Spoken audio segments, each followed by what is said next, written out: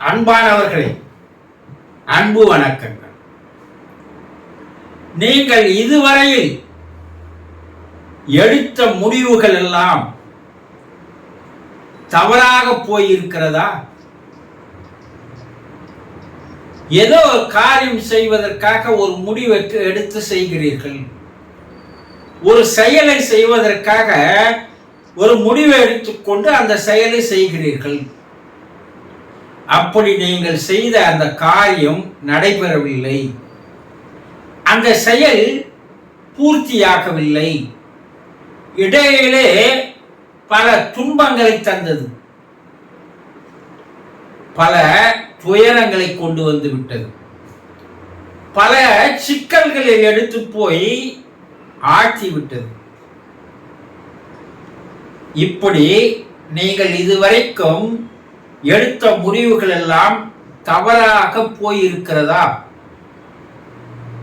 The decision making என்று சொல்லுவார்கள் இல்லையா? அப்போ நீங்க எடுக்கிற அந்த தீர்மானம், இல்ல நான் இப்படிதான் செய்வேன் முடிவு பண்ணி செய்தீங்க இல்லையா, அது நல்லபடியா நடந்து முடிஞ்சிருக்கா? இல்ல. அப்போ நான் எடுத்த அந்த முடிவு ஏன் தவறாக போய்விட்டது? ஏன் அது எனக்கு பலன் தரல? ஏன் அது போல பல தடங்கல்களை உருவாக்கி விட்டது? நான் ஒழுங்காதாங்க முடிவெடுத்தேன், ஆனா அது நடக்கலையே. ஏதோ சதி, இறைவன் செய்த சரியா இருக்கும், இல்ல நண்பர்கள் செய்த சரியா இருக்கலாம், இல்ல உறவினர்கள் செய்த சதியா இருக்கலாம், என் குடும்பத்தாரே சதி செய்திருக்கலாம். இப்படி நீங்கள் நினைத்த நேரங்கள் இருக்கிறது இல்லையா? நீங்கள் எடுக்கின்ற தீர்மானம் எந்த நிலையில் நீங்கள் எடுத்தீர்கள் என்பதை சிறிது யோசித்து பாருங்கள். அந்த நேரங்கள், அந்த சூழ்நிலைகள் எந்த மாதிரி உணர்ச்சியில் நீங்கள் இருக்கும் போது எடுத்தீர்கள், அதுதான் நீங்க உன்னிப்பா கவனிக்கணும்.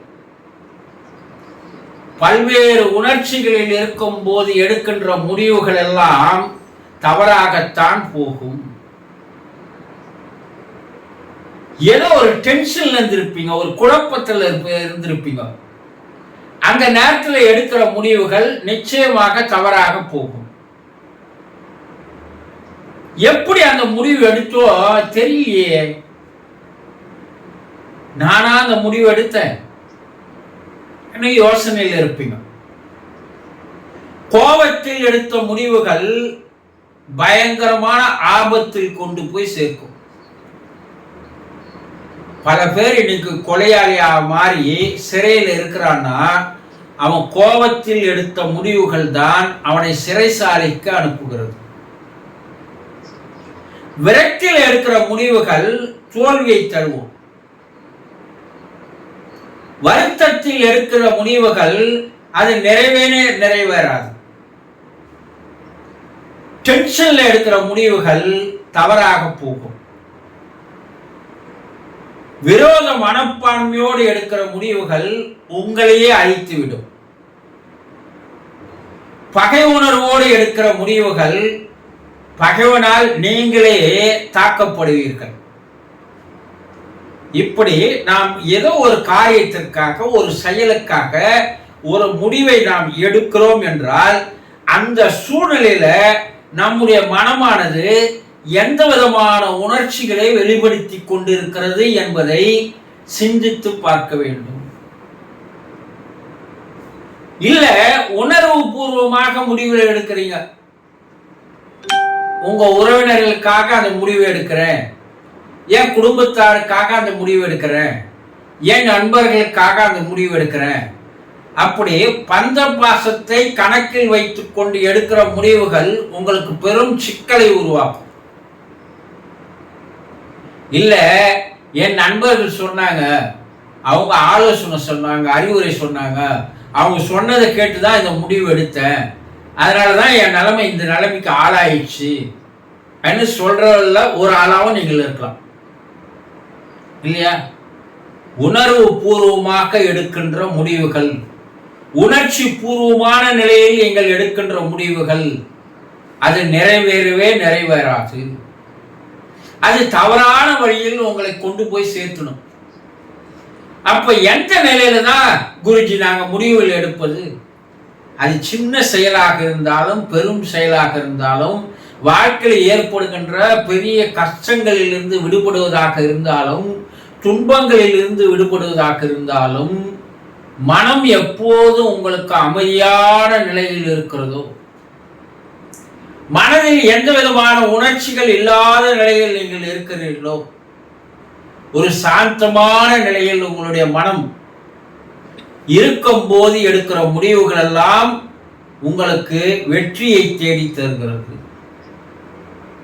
அப்போ ஏதோ ஒரு முடிவு எடுக்கணும். இல்லைங்க, நான் கொஞ்ச நேரம் கழிச்சு சொல்றேன், நான் என்ன செய்யறதுன்னு நான் கொஞ்ச நேரம் கழிச்சு சொல்றேன். அப்போ ஒரு தனிமையிலே ஒரு 5 நிமிடம் உங்களுடைய மனதை அமைதிப்படுத்தி கொண்டு சாந்தமான நிலையில் நீங்கள் மாறியவுடன் எடுக்கின்ற முடிவுகள் உங்களுக்கு மாபெரும் வெற்றியை தருகிறது. ஏன் அந்த நிலையில மட்டும் எப்படி வெற்றியை தருகிறது? நீங்க மனம் எப்போது உங்களுக்கு அமைதியான நிலையில் வருகிறதோ, சாந்தமான நிலையில் வருகிறதோ, மனம் எப்போது செயல்படாமல் 0 நிலையில் வருகிறதோ, அதை இன்னும் சொல்லணும்னா தியான நிலையில்னு சொல்லலாம்.